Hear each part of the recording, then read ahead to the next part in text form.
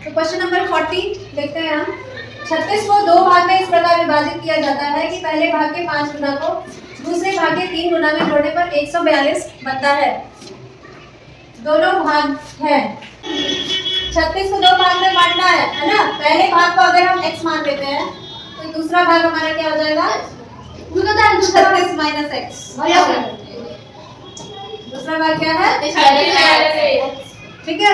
अब पहले भाग में 5 का गुणा किया यानी 5x हो गया, और दूसरे भाग, इसको दूसरे भाग को तो जोड़ना ही है इसमें, दूसरे भाग में हमने 3 का गुणा किया और ये बराबर हमारे कितना हो जाएगा, 142। ठीक है, तो अब हम इसका कोष्टक हटाएंगे। 5x प्लस 36 3 108 माइनस 3x बराबर 142। अब इसमें हम 5x माइनस 3x एक जगह ले लेंगे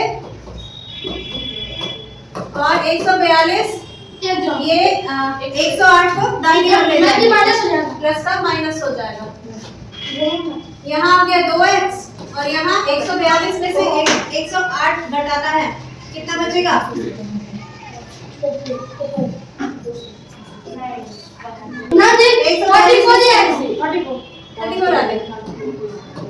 x हो गया 34 बटा 2 यानी कि 17। तो इसमें से जो ऑप्शंस हैं उसमें एक में ही 17 है, है ना। तो दूसरा 19 हो ही जाएगा ना, 17 19 जोड़ के आप देख लोगे 36 हम लोग जाएंगे। संलग्न चित्र में x plus Y plus Z का मान तुमको बताना है। और ये त्रिभुज दिया है, देखने में लग रहा है कि ये समबाहु त्रिभुज है यानी कि इसकी तीनों भुजाएं बराबर है और इसके बाहरी कोण जो है, बाहरी कोण वो दिए गए हैं।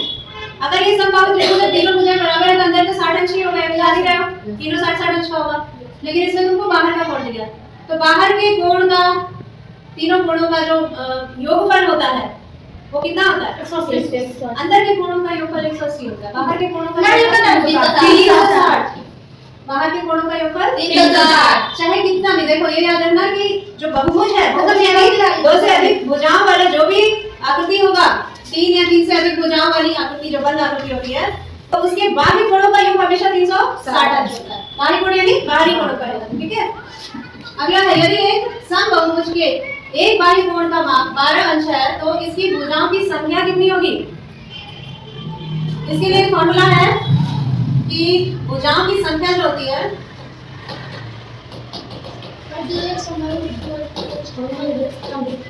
360 बटा बाहरी कोण है ना, बाहरी कोण यानी एक बाहरी कोण जो भी दिया होगा उसकी माप नीचे रहेगी, ठीक है।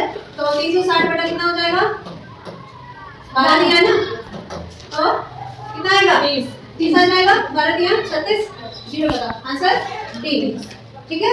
बहुत आसान सा फॉर्मूला, याद रखना इसको। संख्या जिससे 44 को गुणा किया जाए तो वह पूर्ण वर्ग बन जाएगी। तो 44 गुणा जो भी संख्या x मान लिया जाएगा, तो 44 गुणा x बराबर जो भी मिलेगा नंबर वो पूर्ण वर्ग होना चाहिए। पूर्ण वर्ग तो समझते हो ना, जो एक संख्या को उसी संख्या से गुणा करने पे आता है, वर्ग होता है ना। तो हम क्या करेंगे, इसके लिए जो संख्या दी है उसके पहले सारे अभाज्य गुणनखंड निकालेंगे। 44 के अभाज्य गुणनखंड क्या क्या है, किन अभाज्य संख्याओं को गुणा करने से 44 आएगा, 2 गुणा 2 4 हो गया, गुणा 2 11, ठीक है ना। अगर 2 गुणा 2 कर दोगे तो 8 हो जाएगा, फिर 44 तो कहीं आएगा ही नहीं, 2 गुणा 11 हो गया, ठीक है।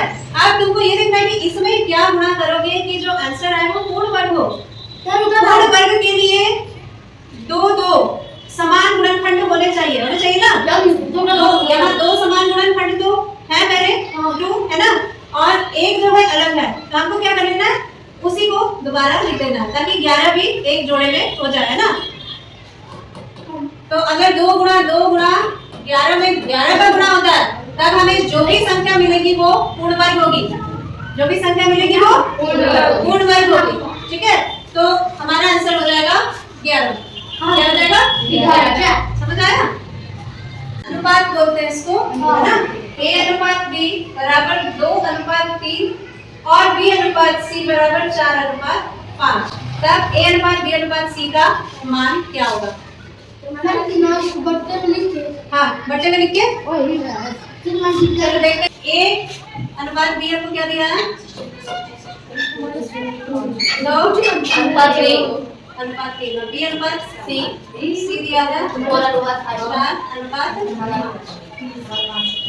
तो हमको क्या करना है जो वैल्यूज दी हैं पहले उसी को लेते हुए हमें किसी भी एक अक्षर को जो दोनों में कॉमन है, दोनों में कौन सा अक्षर कॉमन है बी, तो उसको हमें समान करने की कोशिश करनी है ना। तो हम कैसे करेंगे, इसमें बी का मान दिया है 3 और नीचे वाले में बी का मान क्या दिया है 4 दिया है, ठीक है।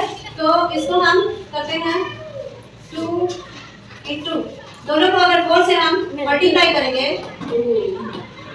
तो हमारे पास आएगा 8/12, ठीक है। और इधर अगर हम 4/5 में अगर दोनों को ऊपर नीचे जब हम 3 से गुणा करेंगे तो क्या आएगा, ऊपर आ जाएगा 4 3 12 और नीचे 5 3 15। तो बी दोनों में 12 हो गया है ना, बी सेम है। तो जब बी सेम आ गया तो जो बचा वो ए की जगह 8 हो जाएगा, यानी कि a = b = c हमारा क्या होगा 8 = 12 = 15। तो इसका आंसर कौन सा है, समझ आ गया। नीचे दिए गए चित्र में यदि AC और BD सरल रेखा हो तो x का मान ज्ञात कीजिए। अब इसमें जैसा कि देख रहे हो तुम लोग किस प्रकार का एक कोण बना है, सब पूरा कोण है दोनों है ना, यानी कि दोनों मिला के 180 अंश हो रहे हैं। तो 4x प्लस हमारा समीकरण जो बनेगा 120 माइनस 2x बराबर कितना हो जाएगा 180 अंश, ठीक है। तो 4x ये क्वेश्चन हटा देते हैं और माइनस 2x इसी के साथ ले लेते हैं प्लस 120 बराबर 180 हो जाएगा। और ये हो गया 2x बराबर 180 माइनस 120 यानी कि 60। x कितना हो गया 60/2 बराबर 3, ठीक है। अगला क्वेश्चन है तुम लोगों को कुछ मिश्रित बिंद दिए गए हैं और कुछ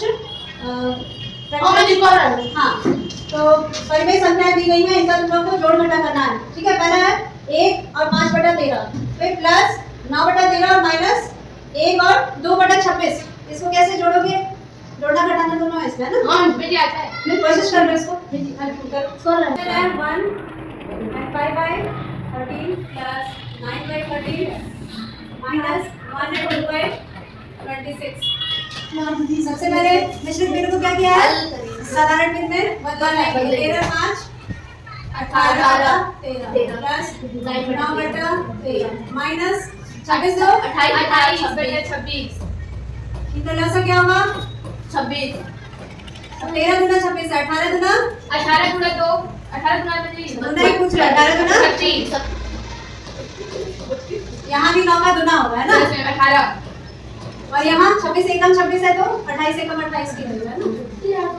अब इन दोनों को जोड़ेंगे कितना आएगा 54 माइनस 28/26 कितना आएगा 54 में से 26 आ गया ना जी। हाँ आंसर आ गया क्या हुआ ना जी हाँ 18 के नाम 26 कैसे है उस कहाँ बताओ मैं जी 18 को 36 यहाँ नीचे क्या है 13 तो 13 अगर 2 में गुणा करेंगे तभी तो लसा भी बराबर होगा ना, तो उसी नंबर से ऊपर भी तो गुणा करेंगे ना। मैंने 18 गुना 26 नहीं कर सकते 26 से नहीं 13 हाँ इसमें और इसमें ये दोनों जो कि लसा के बराबर नहीं है ना लसा के बराबर, तो इसमें जिस नंबर से गुणा करने से लसा आएगा उसी नंबर का गुणा ऊपर भी होता है ना। 13 2 26 so 18 2 हाँ समझ आ गया यहाँ 13 2 26 9 2 18 समझ आ गया, ठीक है। तो इसका आंसर कौन सा हो गया दूसरा यानी कि 1 है ना। योगफल कितना होता है, तो चक्रीय चतुर्भुज क्या होता है, ये सर्कल हो गया और इसके अंदर जो चतुर्भुज होता है जिसके चारों जो शीर्ष होते हैं वो चतुर्भुज जो वृत्त के परिधि पर पड़े, चतुर्भुज के चारों शीर्ष अगर वृत्त की परिधि पर पड़ते हैं तो ऐसे चतुर्भुज को हम कहते हैं चक्रीय चतुर्भुज। इसके गुण ये होते हैं कि इसके सम्मुख कोणों का योगफल जो होता है, अगर ये a है ये b है तो a plus b कितना होगा 180, और अगर ये c है और ये d है तो c plus b भी 180 होगा, ठीक है। तो इसका आंसर हो जाएगा। उसके बाद है यदि 2 की घात x plus 2 2 की घात x माइनस 4 बराबर 16 में तब x का मान क्या होगा?